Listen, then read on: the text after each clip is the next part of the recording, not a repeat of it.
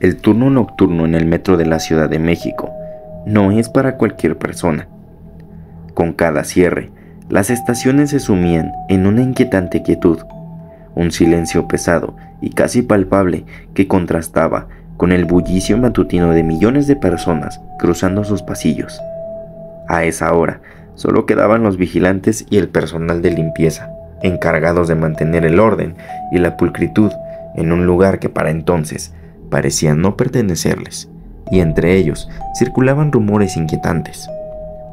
Un guardia veterano, don Ignacio, que le contaba historias a los nuevos, hablaba de sombras que aparecían y desaparecían, de ecos de pasos cuando no había nadie más en los túneles, y de una figura oscura que a veces veía en la estación Pantitlán.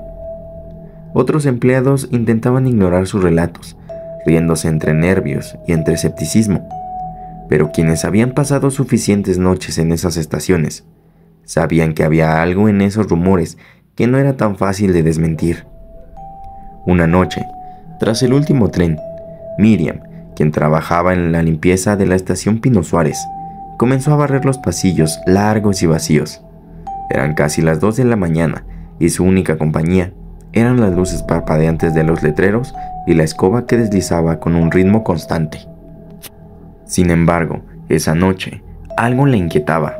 Sentía una especie de pesadez en el ambiente, como si el aire estuviera impregnado de tristeza o de desesperación, algo que no podía ver, pero que se aferraba a su piel haciéndola temblar.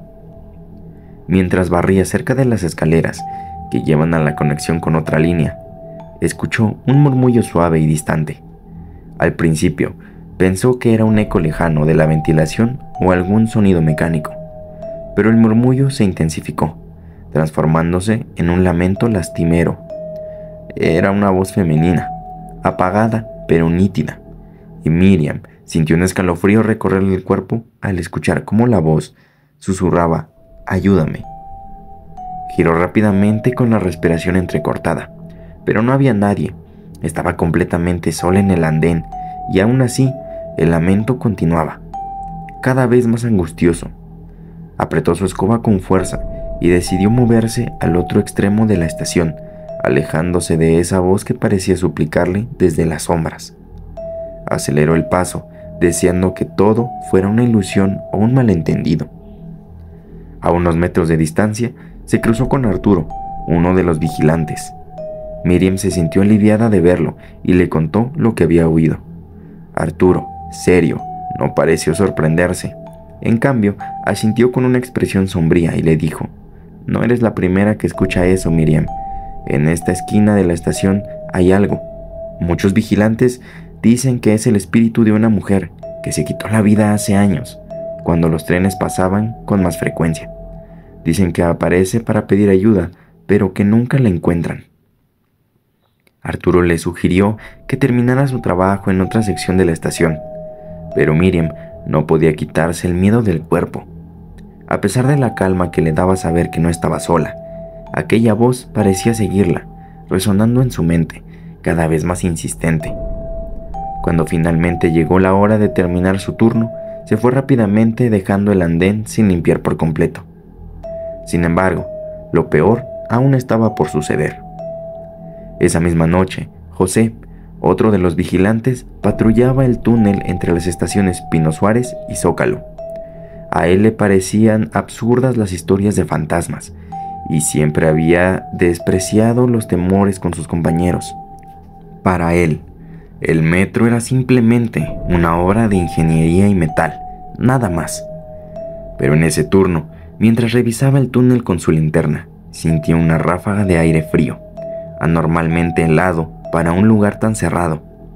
Se detuvo, pensando que quizá era solo una corriente de ventilación.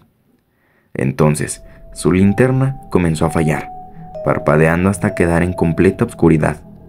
El silencio era abrumador, y en medio de la penumbra, escuchó pasos. Era un sonido leve, pero indiscutible, como si alguien caminara descalzo en el concreto mojado, acercándose lentamente hacia él. Sintió un terror que jamás había experimentado, pero se esforzó en mantenerse firme, diciéndose que no había nada ahí. De repente, La luz de emergencia se encendió un segundo y José pudo ver algo que nunca olvidaría. Una figura al fondo del túnel, con la piel pálida y los ojos hundidos, mirándolo fijamente. Su rostro estaba cubierto de heridas y su ropa era antigua, como de otra época. Al parpadear las luces, la figura pareció acercarse y José dio un paso hacia atrás, sintiendo un frío indescriptible en el pecho, como si le estuvieran drenando la vida. Corrió sin mirar atrás, sin saber si lo que había visto era real o solo un espejismo. Al día siguiente presentó su renuncia, convencido de que había visto a uno de los fantasmas del metro, tal vez el espíritu de alguien que había encontrado su final en ese lugar oscuro y sombrío. Desde entonces, las historias del personal de vigilancia y limpieza en el metro se volvieron aún más frecuentes y aterradoras. Los susurros, las sombras, las presencias invisibles y esas voces que clamaban por ayuda parecían multiplicarse, especialmente en las noches más solitarias. Algunos creen que son las almas de aquellos que se arrebataron la vida en las vías, otros que son la acumulación de toda la energía negativa de los millones de pasajeros que día a día atraviesan el metro.